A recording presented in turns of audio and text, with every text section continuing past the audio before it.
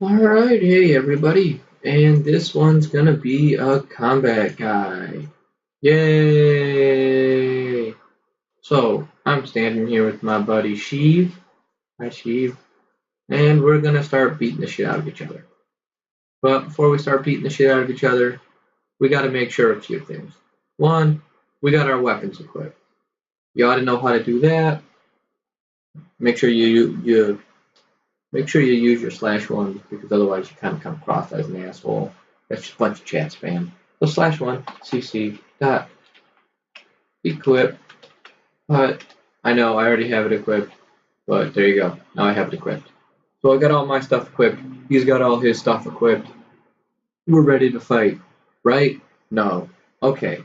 What we got to do? /1 cc dot on. I am now enabled for combat.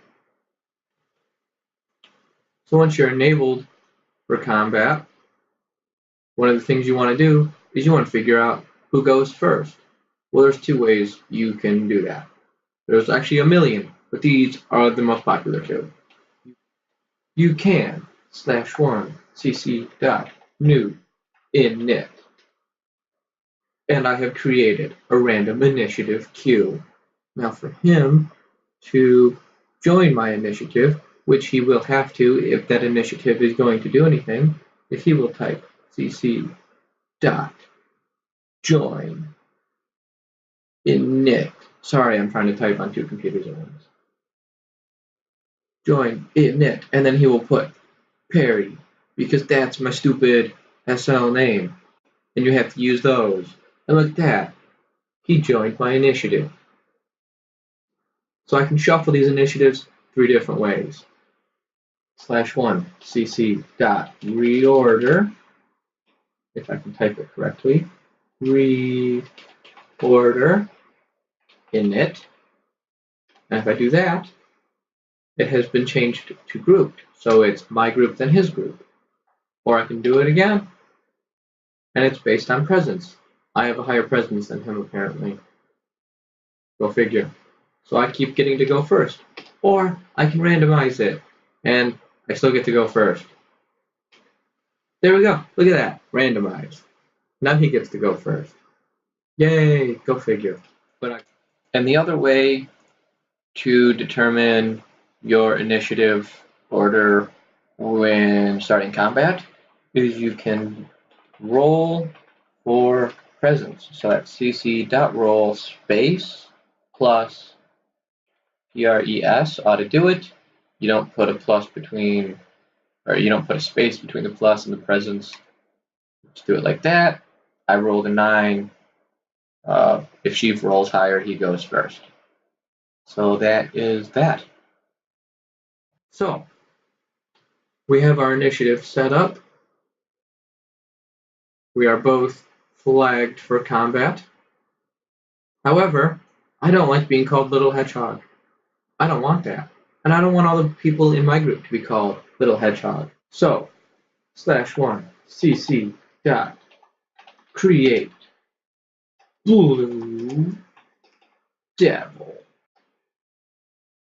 And now I have created my own combat group. So now people can join that by typing /1 cc dot join Perry, or whatever the name is of the person who created the combat group. You got to use their SL name. Don't use their character name. Don't use their display name. Use their SL name. It's more important. It's got to work that way. So we're all set up. We're ready to start fighting each other, right? Right? Wrong. I don't want to actually hurt him. He's my dog. I love him. So I'm going to /1 cc dot training. Now I'm in training mode. So yeah. So I'm in training mode. I'm going to have him go into training mode. Now we are both in training mode. We are both in the same initiative, and we are both in different combat groups. I'm on setup phase. He's on setup phase. And I can use setup phase abilities. You can go to your HUD if you really want, just to check your abilities and which ones you can use during setup phase, because they will say usable in setup. So I'm going to use that. I'm going to select Zedadiah, or I could /1 cc dot use quick Zed. And there you go, I used my ability on him. Personally, during combat, I highly recommend using the chat commands over the HUD, but it's really kind of a personal preference. Just my 2 cents on that. So you can see I basically quick draw, right? It allows you to shoot your enemy during setup phase. Point is, you can see how my attack worked. But basically you can see how he defended. He rolled 2 10d2s to determine how much damage was done. I got a +1 weapon damage because I'm using my badass HUD splitter rifle, and I caused 2 minor injuries to his torso. So I can look at him here, and he is hurt.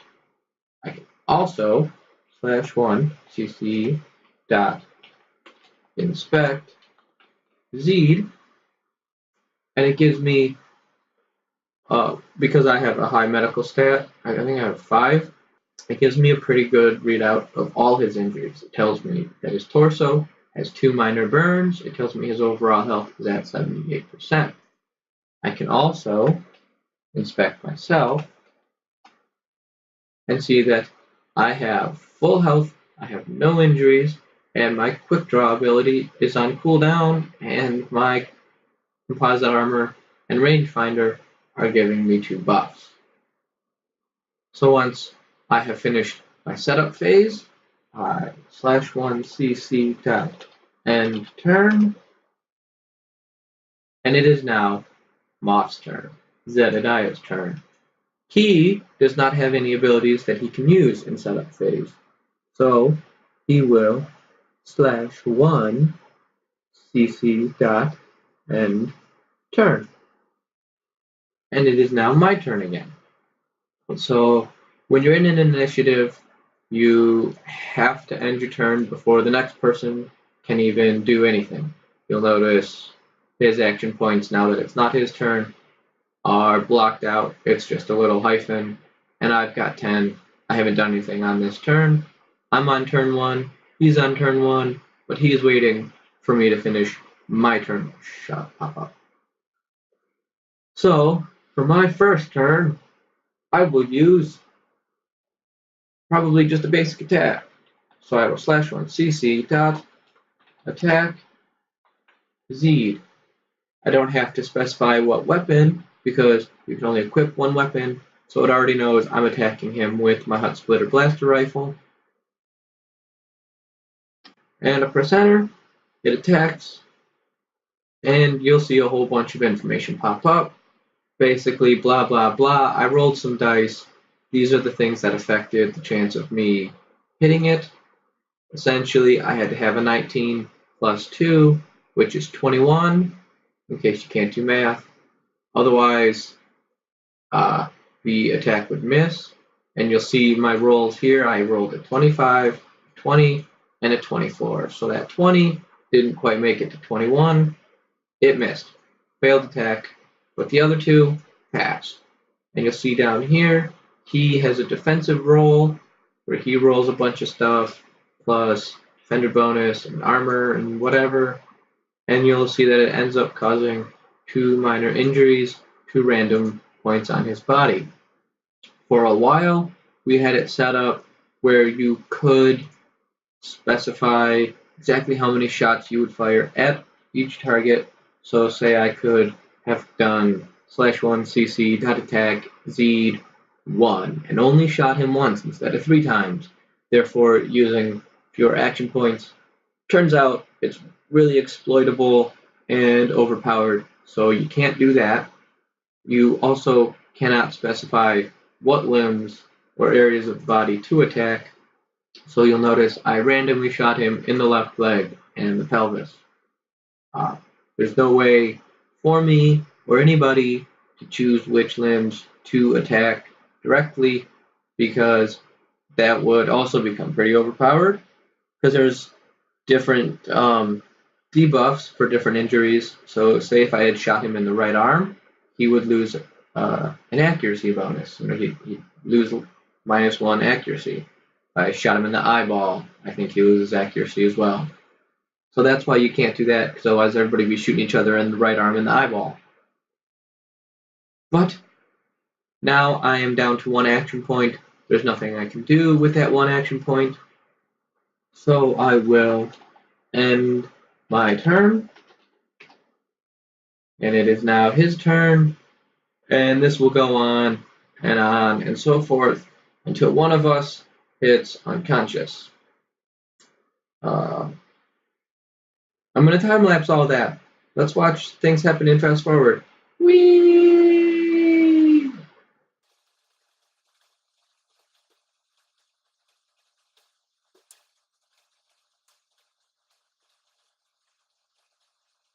Oh wow, that happened really fast.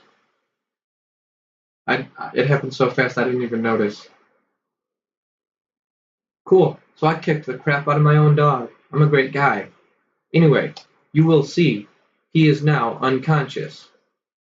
Unfortunately, I am recording on the wrong computer. Otherwise, I would show you that when he goes to do a command like attack, it would pop up saying you cannot do that while unconscious.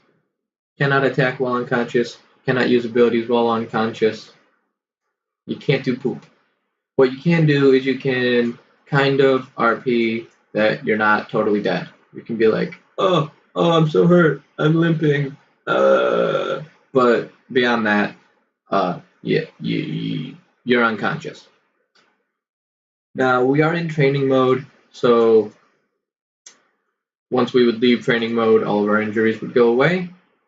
However, even if we weren't, and we wanted our injuries to go away immediately, we could /1cc.reset, and you'll notice, boom, puts me back on setup phase, removes all my debuffs, resets my armor and my accessories, removes all my injuries.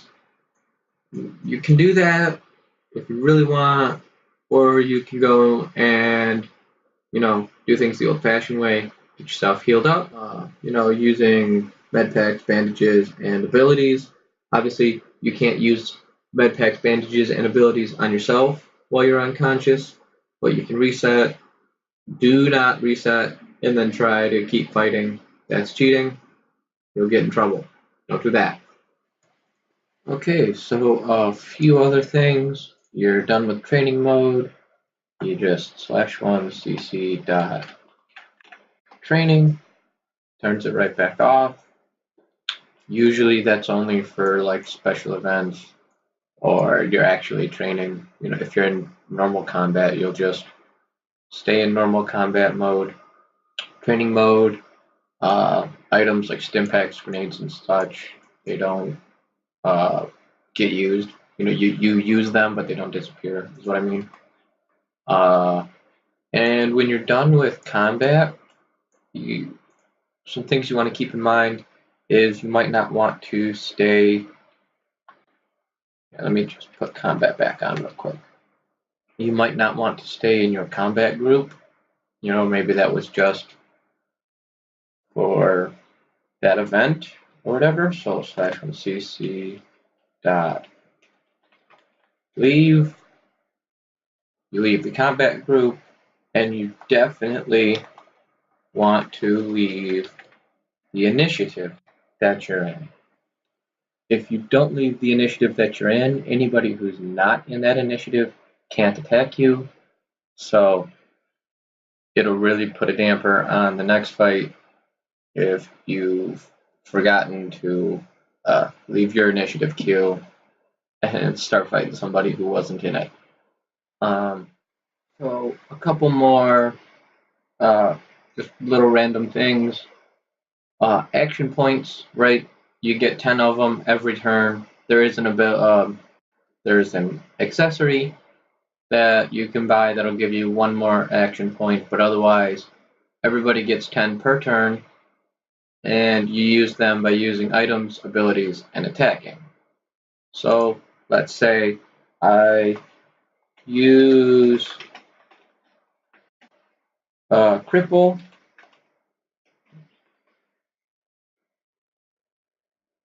and you can see it took 5 action points away from my 10.